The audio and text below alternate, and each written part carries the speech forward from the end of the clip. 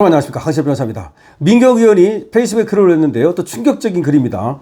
중국 갑자기 미쳤나 싶을 정도로 고저세로 나오고, 이재명과 민주당은 쎄쎄거리며 시키지도 않는 중국 관련 법안들을 쏟아내며 국민 주권을 갖다 바친다. 이 얘기 이재명이 들으면 아마 기절초풍하겠죠. 소금 먹은 놈이 물 켠다. 중국은 부정선거로 당선시켜준 데 대한 청구서를 내미는 거다. 이거 민주당이 들으면 완전히 입에 거품 물겠습니다. 세상에 공짜는 없다. 무슨 얘기야? 중국이 지금 너네 빚내라. 너들 우리한테 빚졌지. 이재명, 민주당 우리한테 빚졌지. 야, 청구서 드릴 테니까 내라. 이렇다는 얘기입니다. 그러면 그 빚이 뭐냐? 민경 의원은 그것이 당선시켜줬다. 뭔가 중국에서 부정선거를 저질러가지고. 지금 이런 얘기입니다. 민경 의원은 말이죠. 국제선거 감시단 미국 그 사람들하고도 계속 교류하면서 또 미국을 왔다 갔다 하면서 정말로 독립운동하듯이 구국운동하듯이 이 부정선거 척결운동을 하고 있습니다. 정말로 저렇게 하기가 쉽지가 않아요. 또 부정선거에 대한 의혹 제기할 수 있죠. 그리고 또 얼마든지 선관위를 비판하면서 또 서버를 깔아 서버 가기 운동 할 수 있고 많은 사람들이 또 동참하고 있습니다. 그런데 저렇게 민경 의원처럼 확신을 가지고 자기 소신을 갖고 그야말로 신념을 갖고 거기에 올인하기도 쉽지가 않은데 하여튼 대단하다는 생각이 듭니다. 그런데 저 민경 의원이 얘기하는 거를 아까도 잠깐 말씀을 드렸습니다만 이재명과 민주당이 듣는다면 아마 경기를 일으킬 겁니다. 그런데도 불구하고 저기에 대해서는 별로 그렇게 민경 의원에 대해서 민경 의원이 하는 저 말에 대해서는 별로 성토를 안 해요. 왜 그럴까요? 저도 궁금합니다. 저 정도 말이라면 저거 당장 체포해가지고 당장 아주 물꼬를 튼다. 다시 말해서 물고를 튼다. 이런 얘기를 해야 되는데 줄이를 튼다. 이런 해야 되는데 그렇게 안 한단 말입니다. 무시를 하는 건지 아니면 민경 의원 같은 분한테 겁을 먹은 건지 모르겠어요. 여러분 어떻게 생각하십니까? 지금 민경 의원을 무시를 하는 건지 아니면 겁을 먹고 도망을 가는 건지 모르겠습니다만은 저렇게 계속 쫓아가면 언젠가는 잡힙니다. 언젠가는 잡히죠? 계속해서 쫓고 있어요. 그냥 쫓는 게 아닙니다. 미국 팀과 지금 연대해가지고 더군다나 트럼프가 부정선거를 또 밝히기 위해서 했던 여러 가지 행사 이런 데도 박주현 변호사와 함께 참석하면서 그야말로 오로지 저기에 올인하고 있다. 사실은 말이죠. 황교안 부방대가 또 있습니다만 거기는 또 하나의 당을 만들지 않았습니까? 근데 민경 의원은 거기도 참여를 안 했단 말이에요. 그 당에는. 그러니까 제 생각에는 국힘에 남아서 다른 당으로 가지 않고 끝까지 저들이 국힘당에 대해서 저질렀던 그런 부정선거 이런 것들을 밝히겠다는 하나의 신념 같아요. 그러니까 이제부터는 국회의원을 하고 안 하고 그걸 떠나서 이제는 자기의 신념에 따라서 이 부정선거 문제를 해결하겠다. 이런 신념이 확고한 것 같습니다. 그런데 지금 민경 의원이 얘기한 것 중에서 중국에 쎄쎄거리고 지금 법안을 갖다 쏟아내고 있다. 중국에 유리한 법안을 쏟아내고 있다. 그런 얘기를 했는데 아마 9월 달부터 중국인들이 무비자로 우리나라에 들어오게 됩니다. 무비자로. 이거 대거 몰려올 수 있다는 얘기인데 그렇지 않아도 지금 명동상권이 중국으로 넘어갔다는 말이 나오고 있지 않습니까?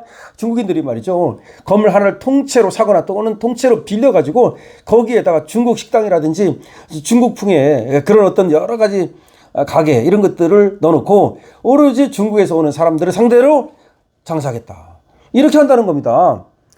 그러니까 한국 사람 안 해도 돼.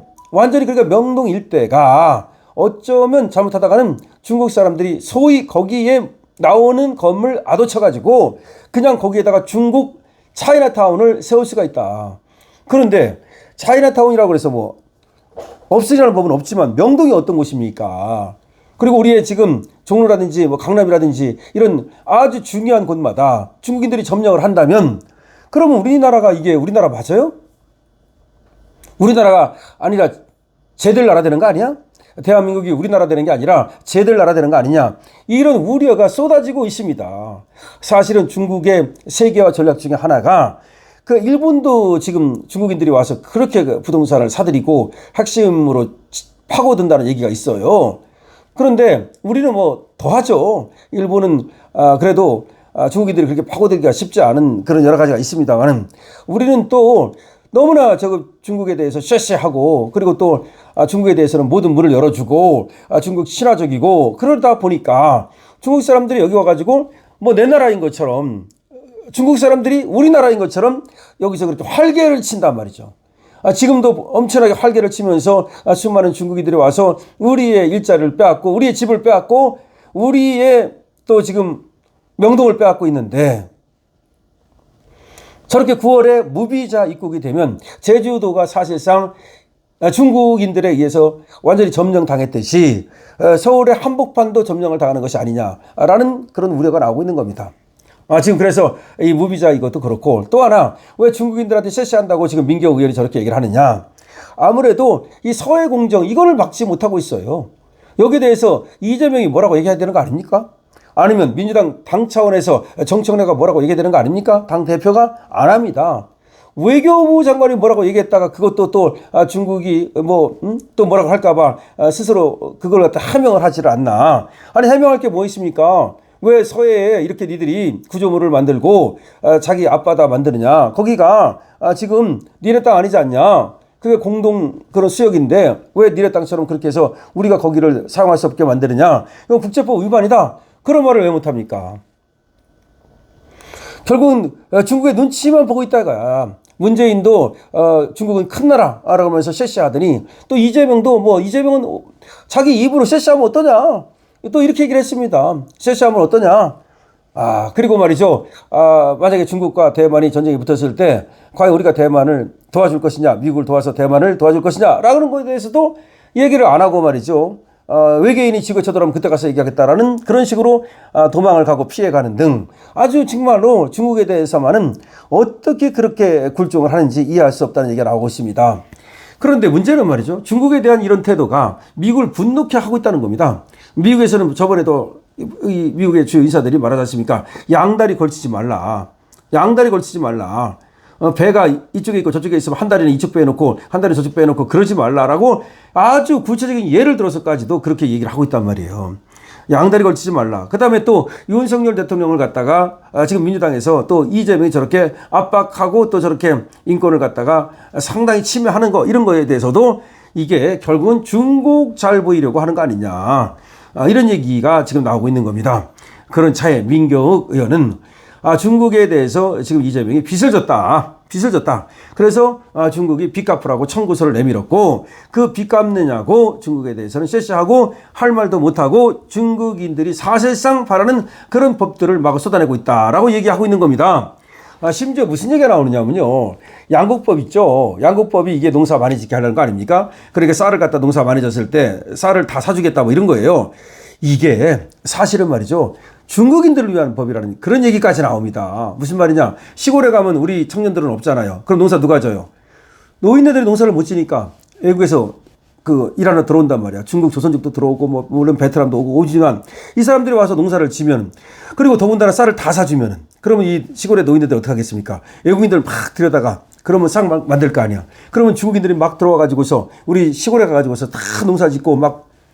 그래서 이게 양곡법이라든지 이런 것들, 양곡법이 꼭 쌀뿐이 아니야. 다른 농산물도 적정한 가격을 지금 보상해 주겠다는 거야. 그러면 무도 심고 배추도 심고 그러면 인력이 필요하잖아. 그 인력 어디서 들어온다? 중국에서 들어온다.